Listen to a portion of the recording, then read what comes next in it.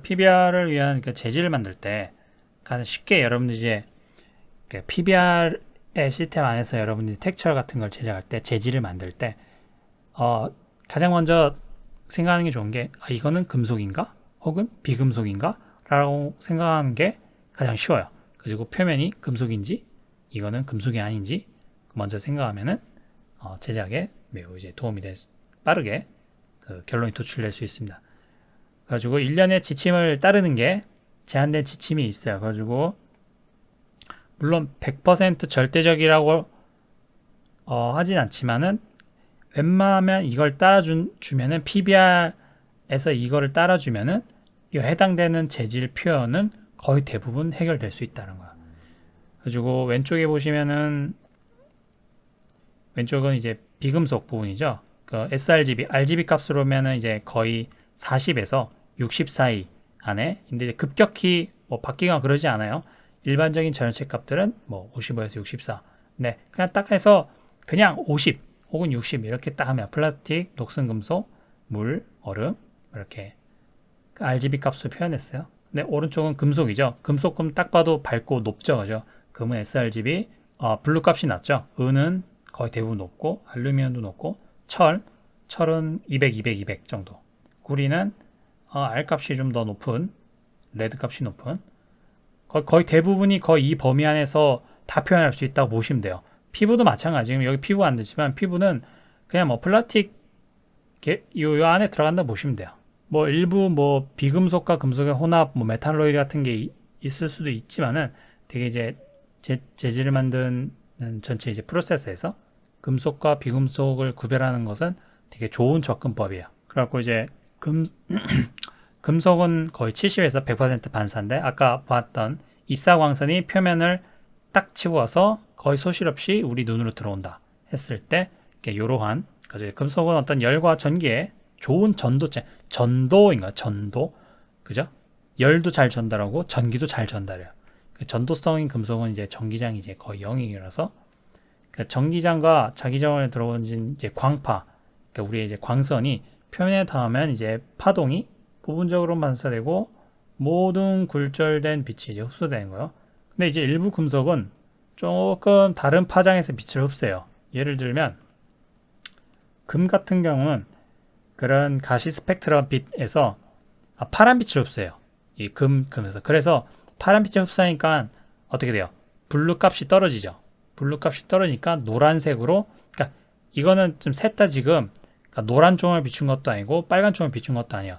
흰 조명이 왔을 때, 흰 조명을 비췄을 때 금속의 스페큘러 값, 그러니까 반사, 어떻게 빛을 쐈으면은 반사에서 우리에게 왔을 때 반사 색상이 우리에게 어떻게 보이냐를 지금 표현하고 있거든요. 그래서 금은 노랗게 보이잖아요. 왜 노랗게 보이겠어요? 그죠? 노란색을 발산하잖아요. 노란색을 발산해야 되는데 빛을 받았는데 이 중앙에 있는 철을 보세요. 빛을 받았는데 거의 그대로, 그러니까 빛을 오리지널을 255, 250이라고 쳐요. 그냥 200이라고 쳐요. 딱 쳤는데 50은 조금 어디 날아가고 나머지 200 값이 우리 눈에 오는 거예요. 색상 그대로. 근데 여기 딱 쳤는데 금은 블루가 상당히 많이 흡수되고 나머지가 우리한테 오네. 그 노란색. 오른쪽은 구리, 커퍼, 그죠? 요거는 그린 값이 많이 떨어지네.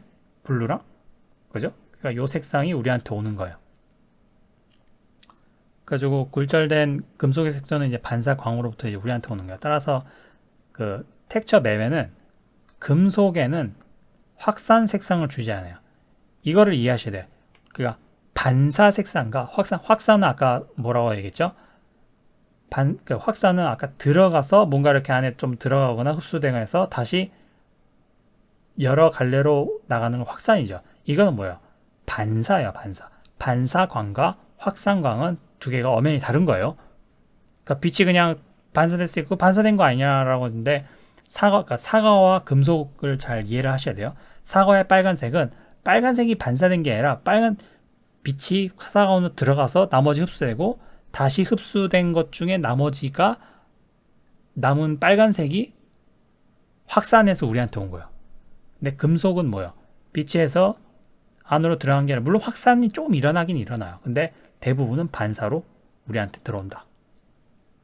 그리고 또 뒤에서 또 설명 때 드렸지만 이런 확산 맵, 디퓨저 맵에서는 이런 미가공 금속은 검은색으로 설정돼요.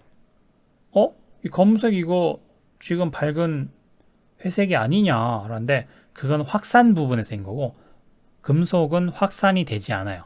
그렇기 때문에 확산이 안 되기 때문에 우리 PBR 상에서는 확산 디퓨즈 컬러 맵이 없어요. 대신 스페큘러 컬러 맵이 있다 라고 보시면 돼요. 스페큘러 맵에서는 반사율 값이 이런 식으로 높으면 이제 많이 반사되고 RGB의 색상에 따라 색조 노란색 혹은 붉은색 이런 회색빛으로 표시된다. 약간 이 부분이 어려울 수 있는데 또 뒤에서 또 설명을 드릴 겁니다. 그래서 정확히 확산 그러니까 금속과 비금속, 확산 색상과 반사 색상 요 두 개를 그러니까 정확히 구분이 돼야 됩니다. 되게 이 부분이 PBR을 이해하시는 분들의 되게 첫 난관 중 하나예요. 반사와 확산. 그래서 우리는 물리적인 기반 내에서 어떤 PBR 내에서 작업하기 때문에 맵에는 금속 반사율에 대해 실제 측정된 거 아까 이것들 있죠. 이거를 지켜주시는 게 좋아요.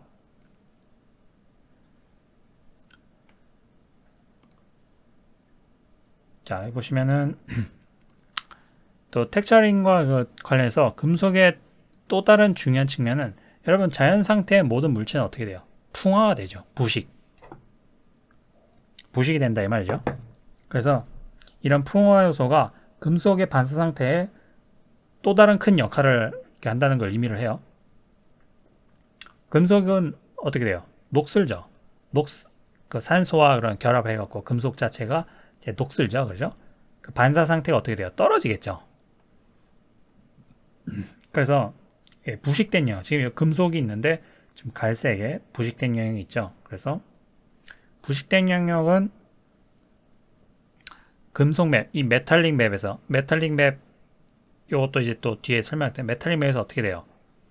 여기 지금 반사 부분은 하얗게 메탈릭 얼마나 금속성이냐 하얗게 돼 있죠.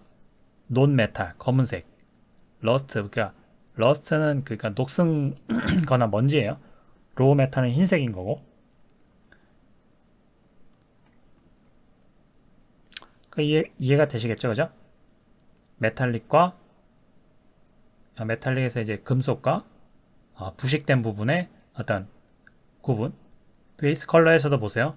아까 회색빛 스틸 이거 아이언 RGB 그 회색 값이 여기 있죠, 그죠? 반사 색상 있는데 이거 보면은 그 부식된 부분 러스트는 보세요. 러스트의 값은 얼마 돼요?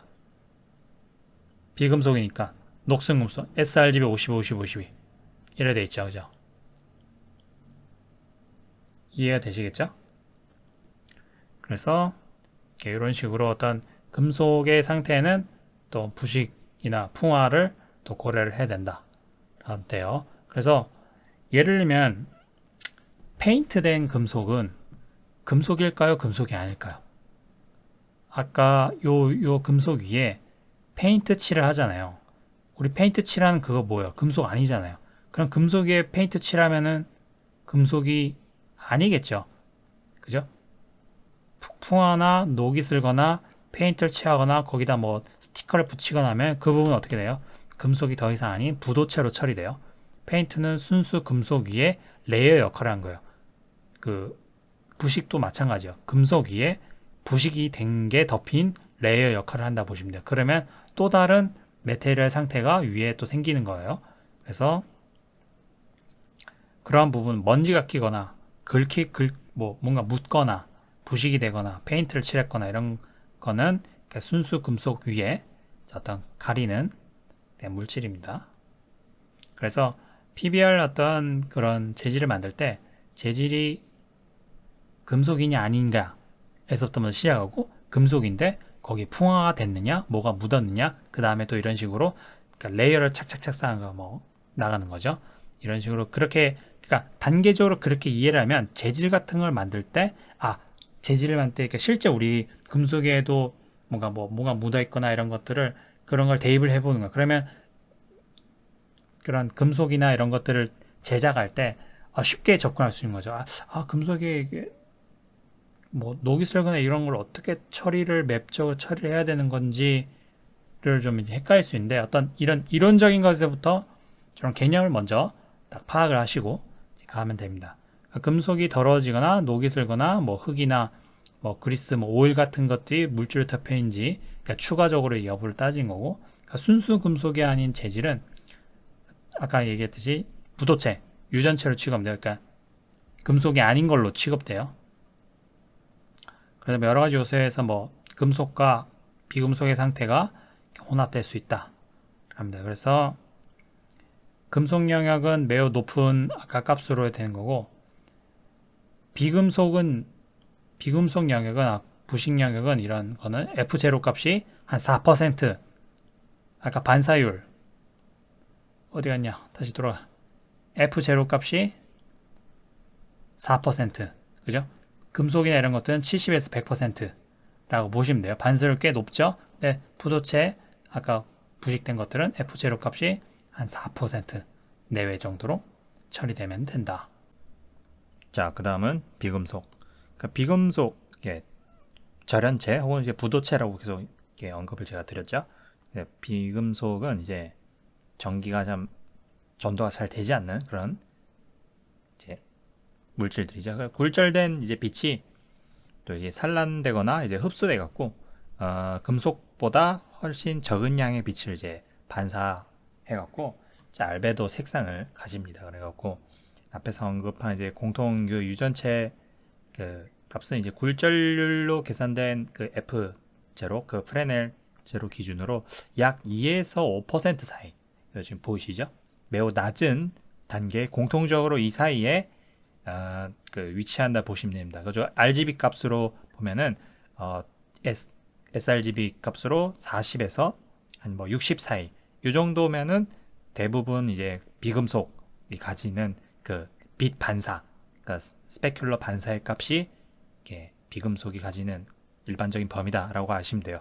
그 금속은 좀 폭이 넓죠. 근데 이제 비금속은 매우 낮은 요 범위라고 보시면 돼요. 그리고 뭐 약간 특정한 특별하게 보석이 조금 더 높긴 한데 그래도 그 보석도 거의 뭐 RGB 값으로 보면 한 100 이하, 80 그 정도 수준을 보시면 돼요. 금속과 마찬가지로 실제 이제 특정된 값을 사용을 하는 게 좋지만은 그러니까 투명하지 않은 어떤 다른 재질의 굴절률을 좀 찾기 어려울 수 있어요. 되게 미세하잖아요, 이 범위가. 그래갖고 그러니까 일반적인 그 유전체 재질의 그런 뭐 나무, 뭐 돌흙, 뭐 이런 유리, 물 것들은 크게 제로값이 요 사이에서 뭐 크게 뭐 차이가 있다고 볼 수는 없기 때문에 그냥 요 사이에서 여러분이 뭐 아무 뭐 값으로나 해도 크게 무방하다라고 볼 수 있습니다. 이 부분에 대해서는 또 이제 다음 그 내용에서 또 다룰 겁니다. 가지고 마무리로 PBR에 대한 주요 특징을 한번 정리를 해보도록 하겠습니다. 그래서 지금까지 이제 어떤 프로그램적인 그런 것들은 약간 얘기는 됐지만 이제 대부분은 어떤 빛 광학 그 다음에 뭐 재질 이런 거에 대한 어떤 물리학의 기본 이론을 좀 둘러봤거든요. 그래서 그것들을 이제 우리 가상 컴퓨터 그래픽의 PBR로서 그런 핵심 도출해 보면은 이제 에너지 보존 법칙이 이제 가장 중요해요. 그 반사된 광선이 처음으로 이제 빛이 오고 나서 반사되고 난 후에는 그것보다도 더 밝아질 수 없다. 이제 그걸 아시면 되고 에너지 보존은 이제 쉐이더 단에서 처리되기 때문에 이제 요거에 대해서 뭐 크게 뭐 어떤 우리가 뭐 더 옵션적으로 조절을 해야 된다고 하면서 신경 써서 뭘 만들어야 된다 할 필요 없이 쉐이더 단에서 자동으로 처리된다라고 보시면 돼요. 그다음에 프레넬 이펙트, 그러니까 프레넬 효과, 그리고 이거는 역시 BRDF는 이제 쉐이더에 처리되거든요. 그래서 F0 반사값은 일반적인 부도체, 그러니까 비금속 상에서는 2에서 5% 정도의 최소 변의 값, 이 정도의 반사 값을 가진다는 거예요. 그러니까 금속에서의 F0는 70에서 100% 사이의 높은 값을 가진다 보시면 돼요. 그러니까 스페큘러의 강도는 그 표면에 빛을 받았을 때 빛이 매끄럽게 혹은 좀 흐리게 나오는 거는 그 거칠기, 러프니스와 광택, 글루시니스 맵, 이 두 가지, 그리고 F0 반사값에 의해서 그리고 BRDF에서 제어된다는 다고 보시면 돼요. 이 두 가지. 그러니까 노멀 맵과 이런 거는 별개예요. 그 스페큘러의 어떤 강도는 이 두 가지에 의해서 정해진다. 요거는 맵이거든요. 러프니스 맵, 글로시니스 맵, 이거는 반대의 맵인데 결국 두 가지가 하는 일은 결국 동일하다. 그래서 요 텍처에 대한 거는 또 다음 그 파트에서 또 얘기를 드릴 겁니다. 그래서 빛의 계산은 리니어 스페이스 렌더링, 그러니까 빛의 선형 공간에서 계산되는 거예요. 그래서 거칠기 맵이나 뭐 광택 맵, 뭐 금속 메탈릭, 노멀 같은 일단 표면의 속성을 설정하는 맵들은 그러니까 리니어 스페이스로 설정이 돼요. 그 0에서 1로 되는 그 리니어 값. 그래서 만약 그러니까 0에서 1 사이면은 0.1, 0.2, 3 되잖아. 아까 리니어 스페이스 얘기 드렸듯이. 근데 그게 이제 결국 텍처 같은 경우에는 텍처로 나갈 때는 sRGB로 변환이 돼야 되거든요. 그래서 근데 그거는 알아서 계산해서 나가기 때문에 쉽게 크게 신경 쓰지 않아도 돼요. 그래서 뭐 굳이 뭐 거기에 대해서 좀 값을 좀 더 알고 싶다면 뭐 색상 포토샵 값이나 이런 했을 때 뭐 직접 찍어볼 수도 있지만은, 그래서 이런 선형 공간 0에서 1 사이로 이제 그러니까 컬러 맵은 달라요. 컬러 맵은 다른데 컬러 맵이랑 노멀 맵은 다른데 이런 그레이스케일로 쓰이는 흑백 맵 그런 것들은 리니어 값으로 계산이 된다. 그리고 나중에 익스포트를 하거나 텍처로 내보낼 때는 결국은 다 sRGB로 자동으로 보정이 돼서 나가기 때문에 여러분들은 크게 신경 쓰지 않아도 됩니다. 그래서 PBR 가이드에 대한 파트 1을 여기까지 이제 정리를 했고요. 이제 그 다음에는 이제 파트 2에서 직접적으로 이제 PBR 렌더링 PBR 체계에 맞춰서 올바르게 텍처 제작을 이제 수행하기 위한 지침을 이제 여러분들께 또 이제 알려드릴 겁니다. 그래서 이 PBR 가이드 1에서 이제 얘기한 여러 가지 이제 물리학적 이론들 이런 것들도 알고서 이제 그걸 작업에 들어가는 게 이게 이렇게 되는구나라는 거를 전체적인 거를 이제 이해를 하실 수 있을 겁니다. 볼륨 1에 대한 내용은 여기까지고요. 다음엔 파트 2, 그 PBR 가이드 파트 2로 여러분들께 다시 찾아뵙도록 하겠습니다.